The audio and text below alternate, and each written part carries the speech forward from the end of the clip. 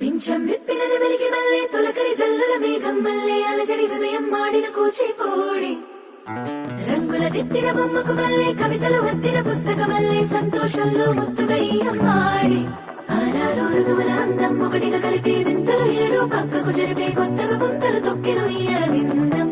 అమ్మమ్మో తాండవమాడే కృష్ణుడి నుండి వేణువ గానం తీయగ పండి రాధకు ప్రాణం ఉప్పొంగే ఆనందం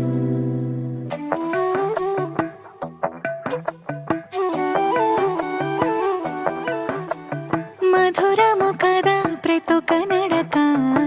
నీతో కలిసేలా తరగని కథ మనదే కనుక మనసు మురిసినిలా ఒసురే